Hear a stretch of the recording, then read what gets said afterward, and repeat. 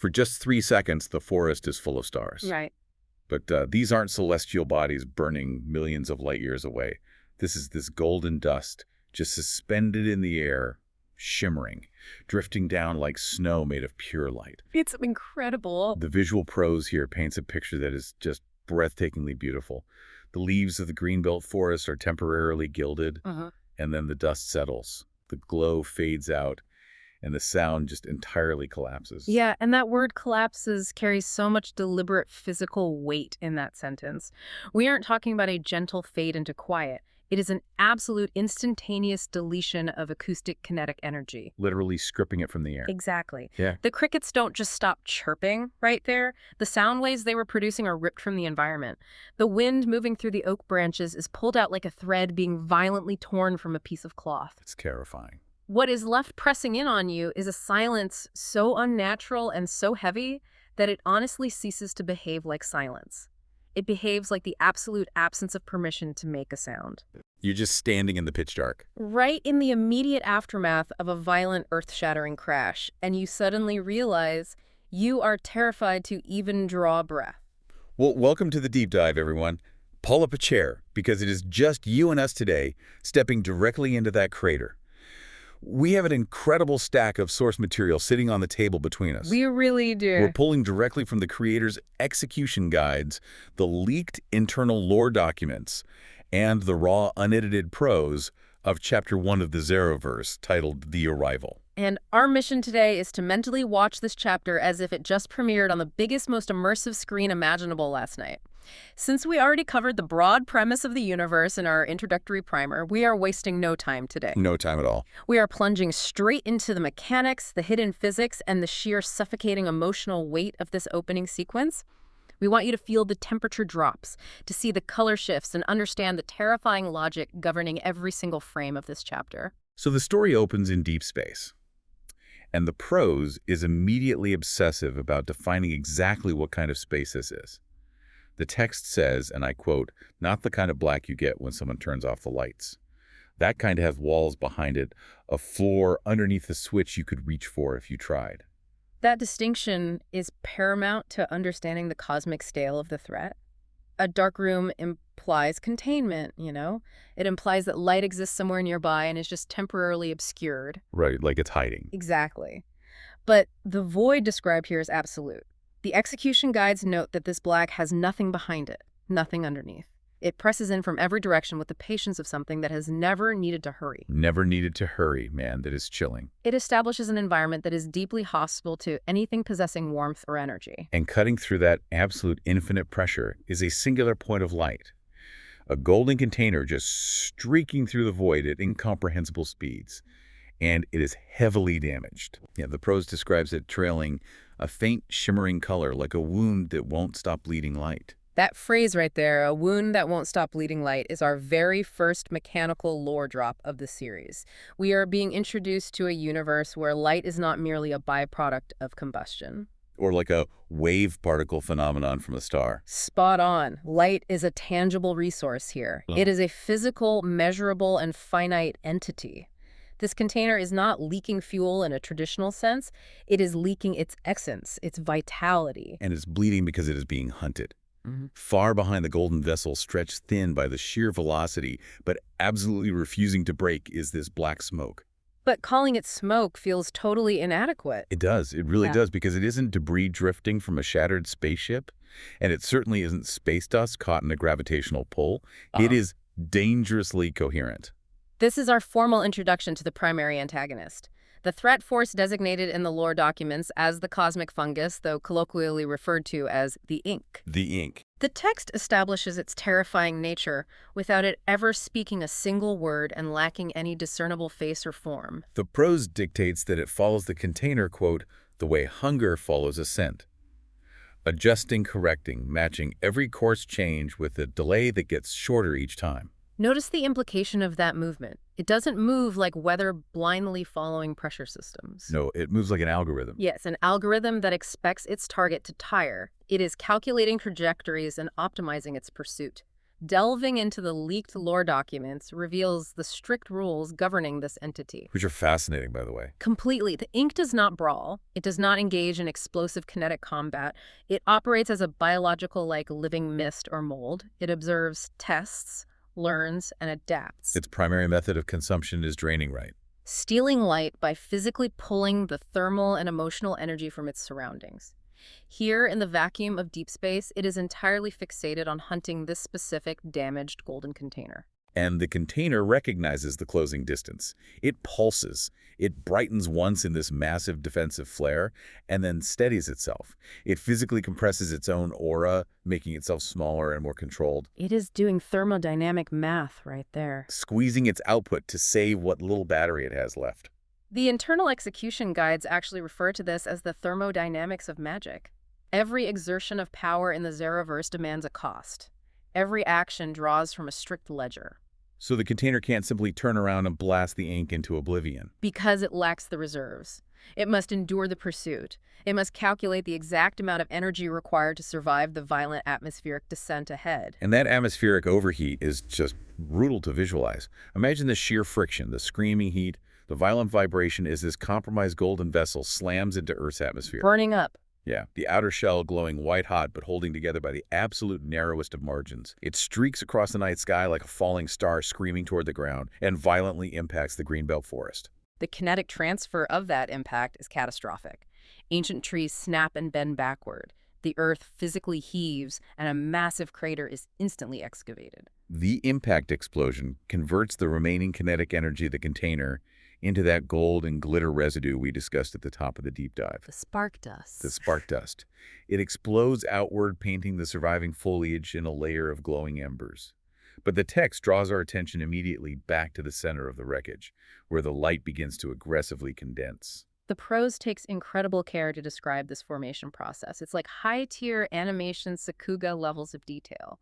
The light doesn't just flash and reveal a fully formed person. No, just struggle. It is a laborious physical struggle against entropy. An amber gold warmth pulls together from the shattered fragments. It visibly searches for edges defining curves. The suggestion of arms, the structural blueprint of legs. Warmth deciding to become matter. That specific phrase is brilliant. It hums as the light fully commits to a solid state, molding into a body roughly the size and proportion of a teenager. It holds its shape the way a fierce flame maintains its structure in completely still air. It is real. It is intensely present. It is casting significant ambient heat, and for the very first time, it is obeying the laws of gravity. Weight arrives. The physical manifestation settles onto the jagged edge of the smoking crater. 2 bare feet touch the scorched, superheated earth. The light is no longer a resource or a projectile. It is a person. This is the Y prime, Zaro, the protagonist of our story. And opening his eyes presents one of the most fascinating psychological setups I have ever read. He has absolutely 0 episodic memories. None. He doesn't experience a hazy, disorienting flashback of a destroyed home planet. There is no internal monologue explaining his grand cosmic mission. He doesn't even possess a basic understanding of his own existence in relation to the universe. The lore documents actually place a hard canon lock on this aspect of his character. Zaro is entirely new. His very first conscious recorded experience is forming the physical architecture of his body in that crater. He has no concept of where the golden container came from. Nor does he know why he is standing in a destroyed forest. Waking up in a smoldering impact zone surrounded by dark woods with the oppressive weight of an unknown world pressing down on your shoulders. The profound vulnerability of that moment is staggering for you as the reader or the viewer. You are basically watching a newborn infant in terms of life experience, yet thrust into a teenager's physical form in the dead center of a high-stakes survival situation. However, he is not a completely blank slate. While he lacks episodic memory, the what and the where, he possesses deep procedural memory and instinctual drives. He is encoded with fundamental behaviors. Exactly. He intrinsically understands that he generates warmth, and he feels a deep overriding compulsion that he must protect something. To understand what that something is, we really have to look closely at the environmental storytelling scattered around the crater. The spark dust coating the leagues isn't merely a beautiful atmospheric effect. No, it is a direct physical manifestation of his unique energy frequency. Within the universe's mechanics, this operates on the CMYK prime system. Let's unpack that because it's so cool. Yeah, so the foundational forces of reality are divided into cyan, magenta, yellow, and key, which represents black. Zaro is the yellow prime. His frequency embodies emotional light, warmth, restoration, and defensive expansion. He is the physical embodiment of the spark that refuses to be extinguished. Right, the glowing dust that flashes gold and then slowly fades into the dark forest is literally his life force bleeding into a cold, apathetic environment. And amidst that fading light, sitting in the dead center of the smoking shell fragments, is a single object that survived the crash intact. Seed core. The seed core. When Zara's eyes lock onto it, the text describes a sensation of recognition devoid of understanding. He doesn't possess a memory of the object, but his cellular structure reacts to it. He feels an undeniable gravitational pull and intrinsic knowledge that he either belongs to this object or this object belongs to him. And the emotional devastation that follows is really the defining heartbeat of this chapter. Zaro cautiously approaches the center of the crater. He reaches the seed core. It is perfectly round, surprisingly heavy, and entirely mysterious. And for one brief, beautiful second, it responds to his proximity. It glows with a deep, warm life. And then it completely turns off. The light dies. It goes entirely dark. It experiences a total charge failure. The battery bottoms out. The psychological cruelty of that moment for Zaro is immense. He has been conscious for perhaps 3 minutes. 3 minutes. He possesses no past, no context for his existence, and absolutely zero safety. The only thing in the entire infinite universe that feels remotely familiar to him, the only object that his instincts tell him is his ultimate purpose, dies instantly the moment he finds it. It serves as the ultimate immediate test of his core character. The universe is aggressively establishing its rules to him. Light is fragile, energy dissipates, and the baseline state of the world is cold and dead. The logical response, perhaps the response of any other being, would be to simply walk away. The transcore container is shattered, the core is dead, and the surrounding forest is dark and hostile. Giving up is the mathematically sound option. But he makes a choice that defies that math. And the delivery of his reaction is everything here. He doesn't fall to his knees and scream a dramatic oath of vengeance to the sky. He doesn't experience a miraculous surge of hidden power. He whispers to himself. The text specifies his voice is shaking. He says, okay, one more try. The terror in those words is so palpable. He's actively forcing a sense of calm into a physiological panic attack. Yeah.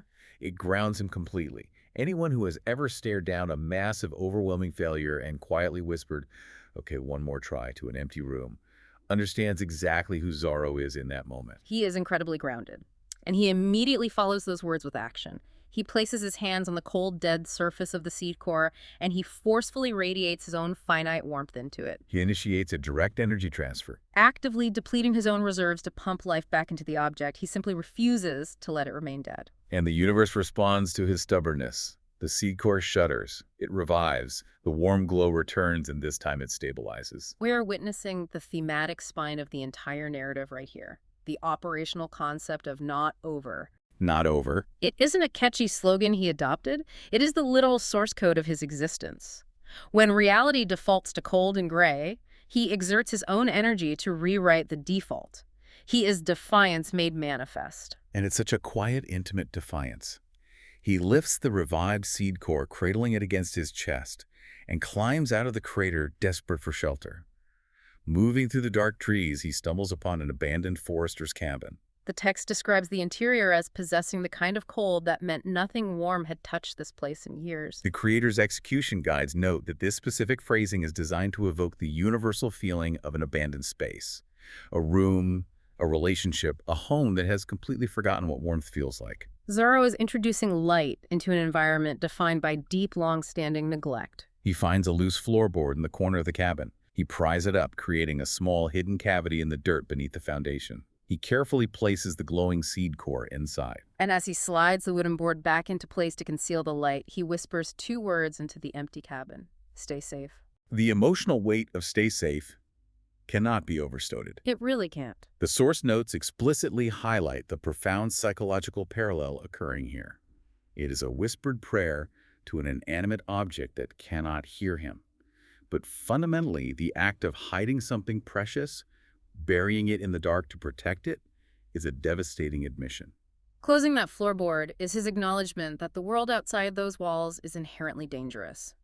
He is recognizing that protection is only necessary because destruction is actively present. His instincts are warning him that the crash was not an accident and he is not alone in these woods. And his instincts are flawless. Yeah. Because the atmosphere in the forest is already beginning to warp. The arrival of the wet static changes the entire genre of the chapter, from survival drama to atmospheric horror. We discussed the collapse of sound right after the crash, but now the ink has physically reached the perimeter of the cabin. The sensory description of its approach is masterful. The prose reads, "The wet static came first.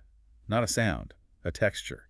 Like the air between the walls had thickened with something damp humidity with weight behind it." The physics of this phenomenon are terrifying. The ink is literally absorbing acoustic kinetic energy from the air.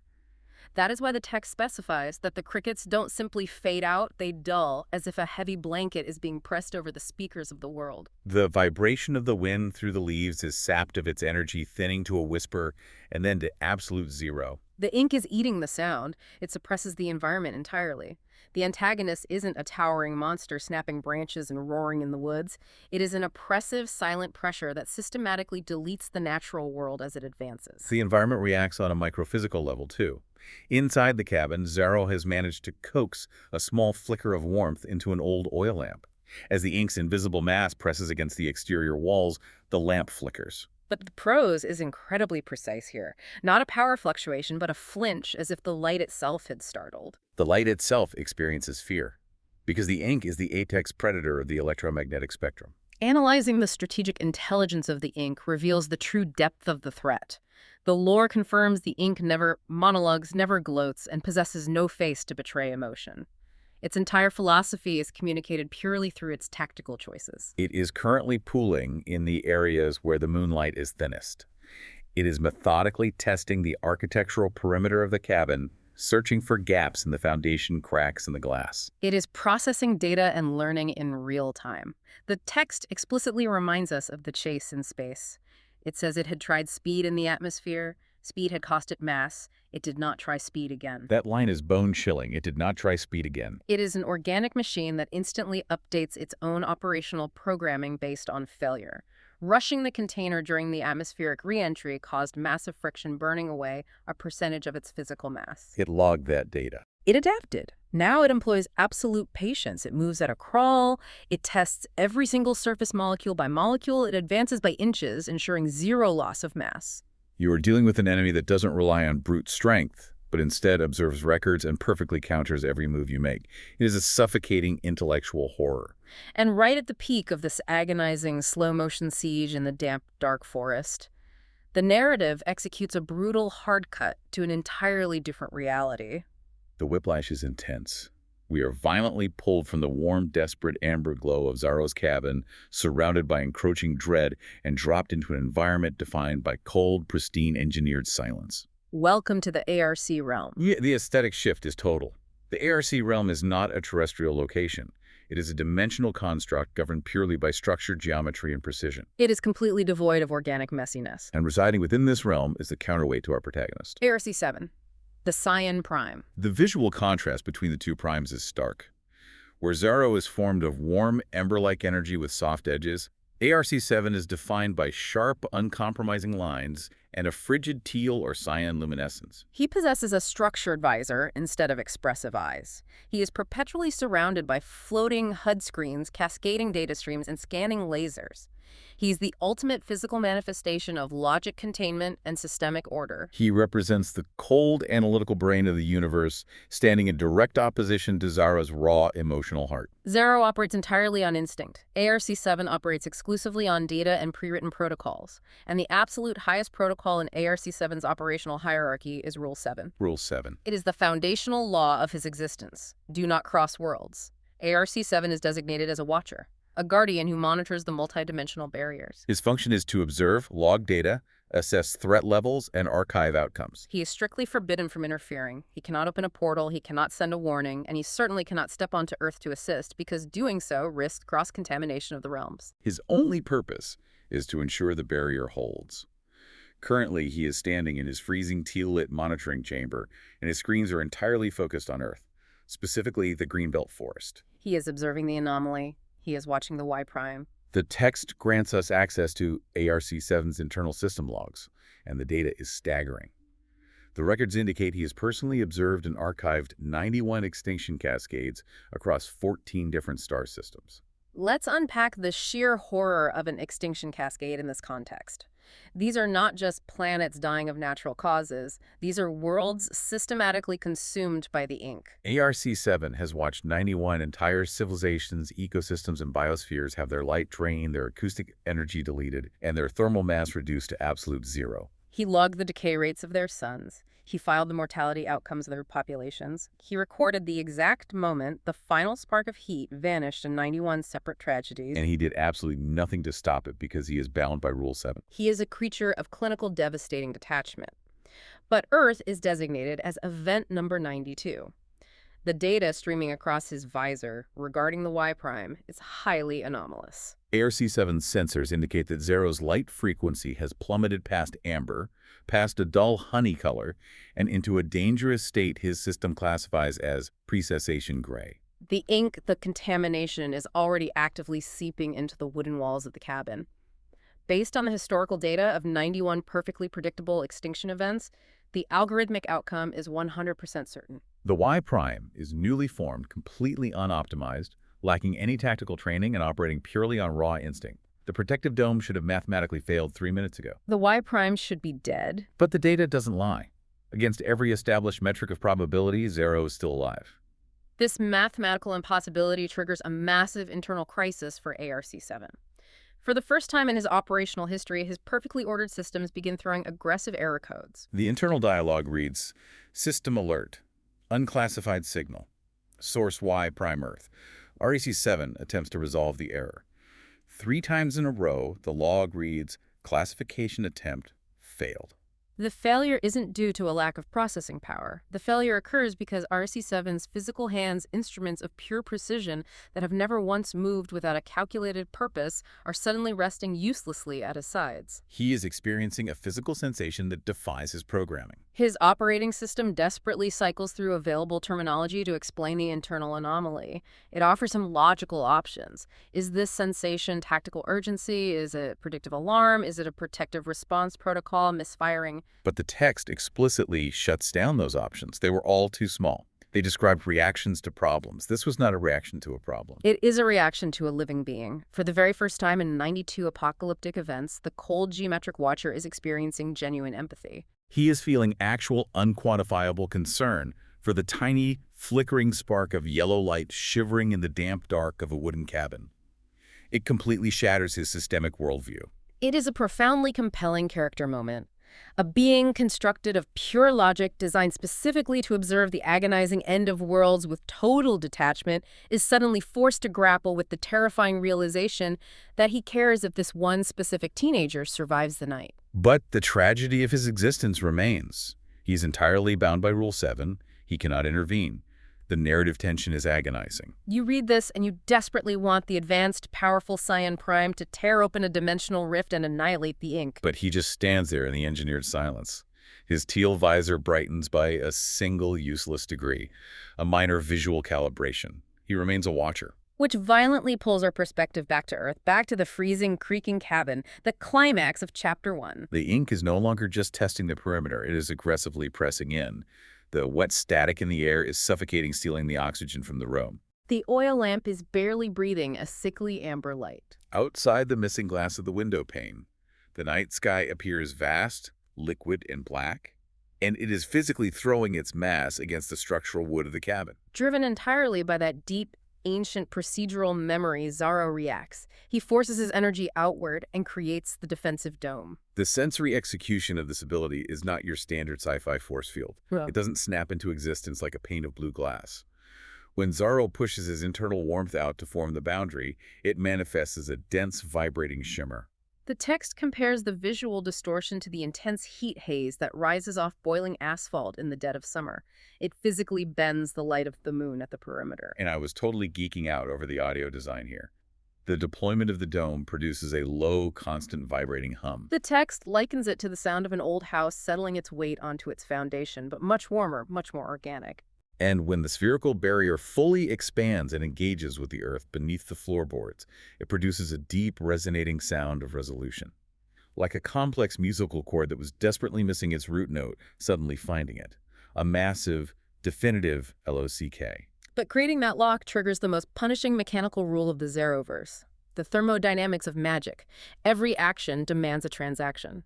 Generating the dome is not a free ability with a simple cooldown timer. No, the exact moment the heat haze expands and locks into the foundation, Zaro's own physical yellow light noticeably dims. The text makes it clear he didn't choose it. The immense thermal energy required to project that barrier has to be drawn from somewhere, and the only available source is his own internal finite battery.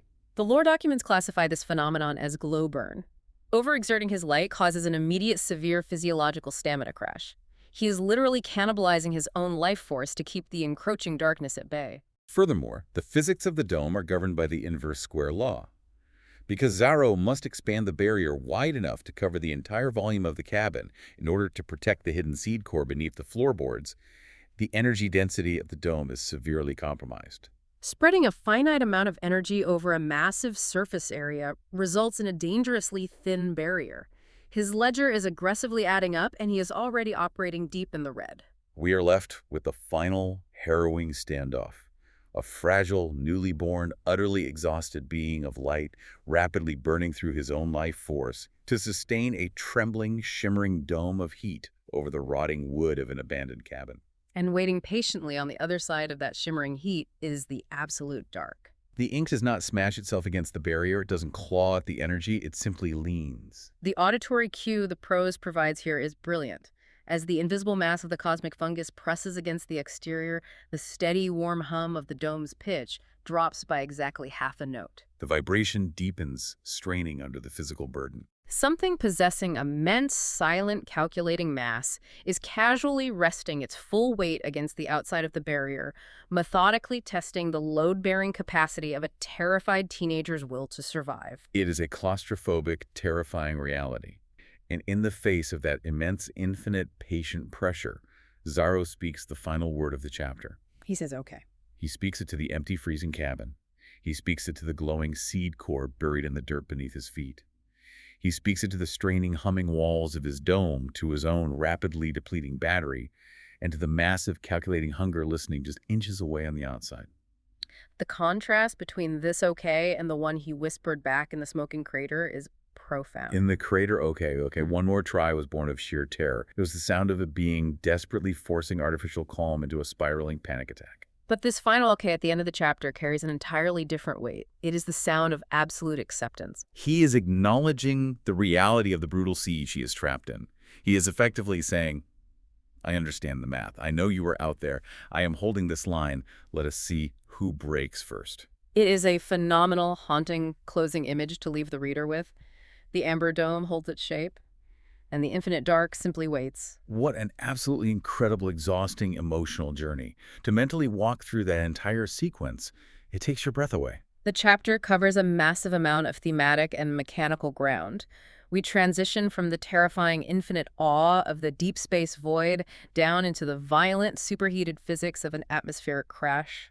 We experience the crushing, intimate heartbreak of a newborn protagonist holding a dead artifact. And from there, the narrative plunges us into the suffocating atmospheric dread of the wet static and the calculating intelligence of the ink. We are whipped across dimensions to witness the cold, systemic tragedy of ARC-7, a being of immense power forced by his own governing laws to passively watch a tragedy unfold. And it all culminates in this agonizingly tense, razor-thin stalemate behind a humming, straining yellow dome in the middle of a dead forest. Looking ahead to the rest of the narrative, the tension established by this specific mechanical setup is excruciating. You have to analyze the board state that has been perfectly arranged by the author. Zaro possesses a shield, yes. He has momentarily stopped the physical advance of the ink, but he is actively experiencing glow burn.